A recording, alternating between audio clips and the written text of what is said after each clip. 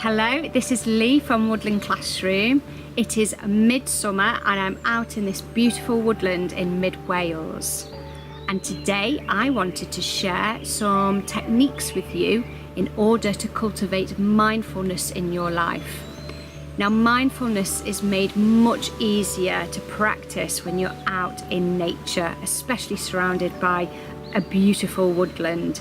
So I'm going to share with you a few techniques for you to help develop your mindfulness muscle.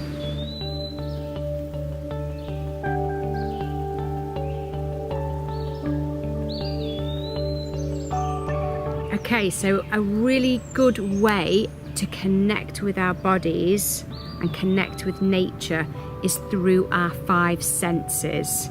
Okay, so there's 5 senses and we're going to practice moving around the space with each sense.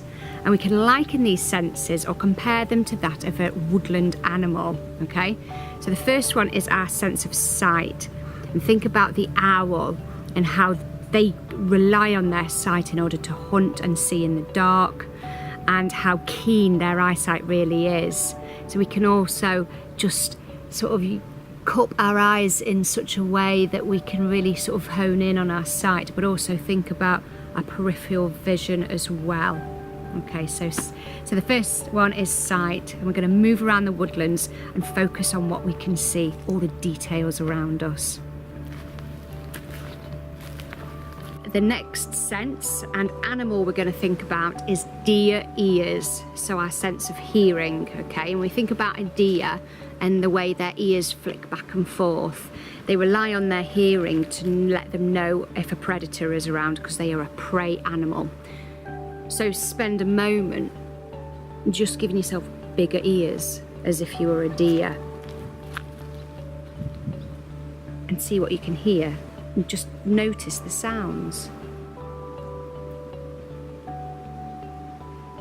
Then try it with your cupping the other way so you can hear better what's behind you. Compare. And then we go on a little walk and really focus on all the sounds, all the minute sounds, the little detail of sounds, and really focus in on our hearing. So I'm really noticing the sound of the breeze moving through the trees. And it's not always about what you hear, but what you don't hear. I can't hear any bird song. I wonder, I can hear a little, but it's significantly less than I'd expect. I wonder whether it be in the middle of the day, it's the hottest part of the day, whether they go sleepy. Maybe a bird of prey is above us and they're remaining quiet. Who knows? Okay, the next sense and animal we're going to consider is the badger nose, so our sense of smell. It's not very often we actually stop and smell things, but actually there's a lot to be learned from something by smelling it. And it's funny, what I've noticed in the woodlands, there's lots of smells, but they're very subtle. We just don't notice them. So, for example, some old dead leaves. They've got a real distinctive smell to them, and if I sort of crush them, and it gets a bit stronger. Sometimes we pick like twigs up off the ground and they don't smell, or they don't seem to smell, but then you get the twigs underneath and they really have a musky, earthy smell to them. And here there's a little bit of charcoal from an old fire, so it's still just got that hint of wood smoke to it. So when we're thinking about our sense of smell, think about the badger and how the badger will be snuffling around at night through all the dead logs and the undergrowth, looking for worms and slugs and food for themselves. In fact, I even knew someone who could tell the type of tree if he was blindfolded by the smell. So yeah, it's pretty impressive.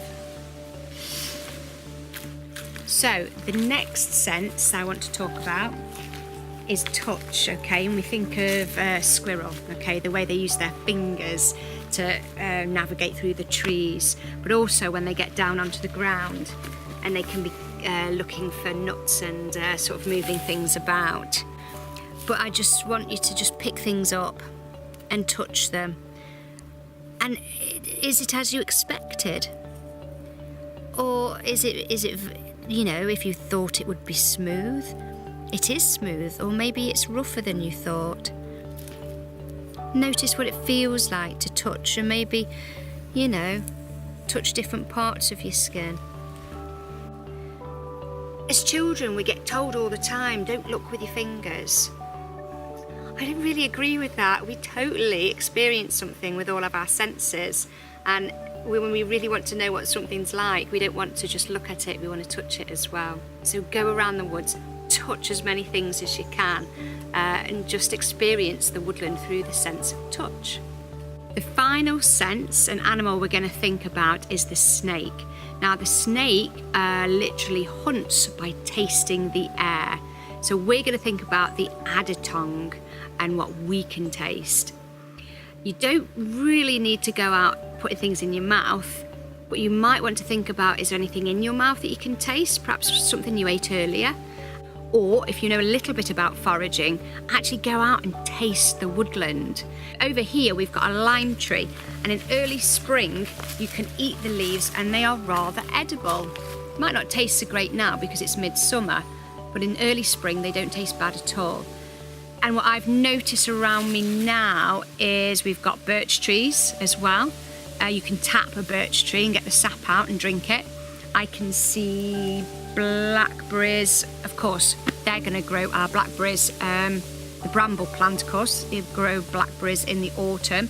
You can also use the leaves to make a tea, and even the blossom, you can eat that. You could take this even further by going on a foraging course or making a tea out of nettles. There's so much to learn, and all through the year there are wild edibles for you to enjoy. Well, I hope you have enjoyed this video and it's given you some ideas for when you go out walking in nature to make those walks more mindful. And for more videos like this, please subscribe to our channel. And if you want any information about courses we run, including mindfulness in the woods and mindfulness with bushcraft, go to our website, woodlandclassroom.com. See you next time. Bye bye.